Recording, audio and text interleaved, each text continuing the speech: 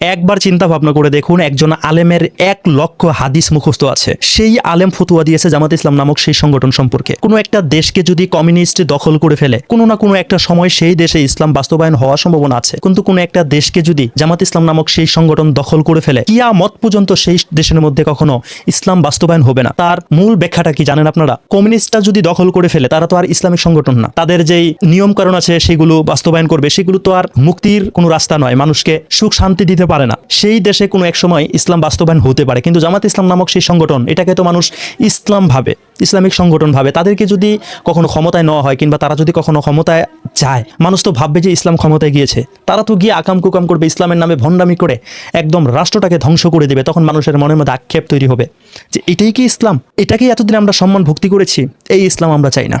তখন সেই রাষ্ট্রে প্রকৃত ইসলাম কিয়ামত পর্যন্ত বাস্তবায়ন হবে না। এই কারণেই মূলত কিয়ামত পর্যন্ত সেই রাষ্ট্রে ইসলাম বাস্তবায়ন হবে না, যে রাষ্ট্রে জামাত ইসলাম নামক সেই সংগঠন একবার সরকার প্রধান হবে। একবার তারা যদি সরকার গঠন করতে পারে, সেই রাষ্ট্রে আর ইসলাম, প্রকৃত ইসলাম আমরা কখনোই পাবো না। কারণ তারা ইসলামের নামে ভণ্ডামি করবে, ক্ষমতায় যেতে পারলে ইসলামটাকে ধ্বংস করে দেবে। মানুষ তখন ইসলামটাকে ভুল বুঝবে, ভাববে যে এটাই মনে হয় ইসলাম, ইসলামের নিয়ম কারণ মনে এটাই। আসুন শায়েখে চরমনের মুখ থেকে এই কথাগুলোকে শুনি। শোনেন, আমাদের গালি দিয়েন না, আব্দুল্লাহ ইবনে বরখাস্ত গালি দিয়েন। আব্দুল্লাহ ইবনে বরখাস্ত রাহমাতুল্লাহ আলাইহি ফরমান, হাফিজুল হাদিস 1,00,000 হাদিস মুখস্থ ছিল। কত লক্ষ? তিনি কি বলেন? কোন দেশ যদি একবার কমিউনিস্ট হয়ে যায়, কি হয়ে যায়? সে দেশেও দ্বিতীয়বার ইসলাম আসা সম্ভব। কিন্তু কোন দেশ যদি একবার জামাত দখল করে না, সে দেশে দ্বিতীয়বার ইসলাম আসা সম্ভব। আমাদের বাংলাদেশের মানুষগুলো কখন বুঝবে?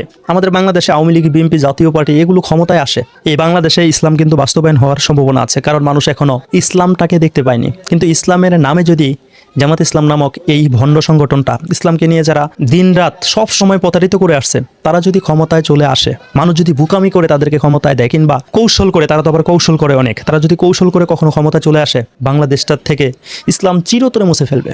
কিয়ামত পর্যন্ত আর প্রকৃত ইসলাম আমরা বাংলাদেশে পাবো না। মানুষগুলোকে এখনোই সচেতন করার দরকার, আর আমরা নিজেরাও সচেতন হওয়ার দরকার। এই মুনাফিকদেরকে আমরা যেন কখনোই কোনো সময় ক্ষমতায় না নিই। কারণ আমি নিজেও আমার প্রথম ভোটটা তাদেরকে দিয়েছিলাম, আমি তখন বুঝতে পারিনি। আল্লাহ আমাকে মাফ করুক। আমরা চাই মানুষগুলো বুঝুক। অনেকেই শায়েখে চরমনের ভিডিওর কমেন্টে এসে উল্টাপাল্টা কথা বলবে, বটবাহিনীগুলো, গুপ্তগুলো, তাদের মস্তিষ্ক হাঁটুর মধ্যে থাকার কারণেই তারা এসে উল্টাপাল্টা কথা বলবে। তিনি কিন্তু উক্তি দিয়েছেন, 1,00,000 হাদিসের আলেম, যার 1,00,000 হাদিস মুখস্থ আছে, তিনি ফতুয়া দিয়েছেন, তার কথাটাকেই ওয়াজের মধ্যে পেশ করেছেন। উনি তো উনার কথা বলেছেন, তাহলে আপনি মুফতি ফয়জুল করিম হুজুর শায়েখে চরমনাইকে বোকা দিচ্ছেন কেন? তার মানে আপনার মস্তিষ্ক তো আর মাথার মধ্যে নেই, হাঁটুর মধ্যে থাকার কারণেই আপনি শায়েখে চরমনাইকে বোকা দিচ্ছেন। আপনার বোকা শায়েখে চরমনাইয়ের একটা লুম্বাও ছেড়া যাবে না। কারণ আজকে থেকে না, ইসলামী আন্দোলন বাংলাদেশ শুরু নগ্ন থেকেই আপনাদের আকাবিরগুলো শুরু করেছে, এখন আপনারা শুরু করেছেন।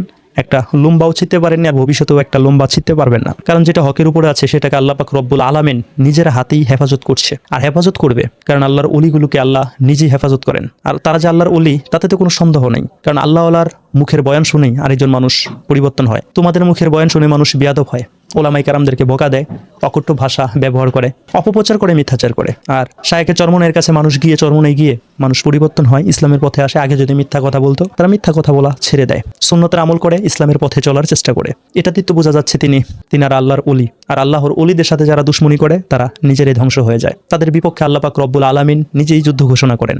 এটা হাদিসে কুদসির মধ্যে এই বর্ণনা এসেছে, আপনারা অনেকেই শুনেছেন। আপনাদের মন্তব্য কমেন্টে লিখে জানাবেন।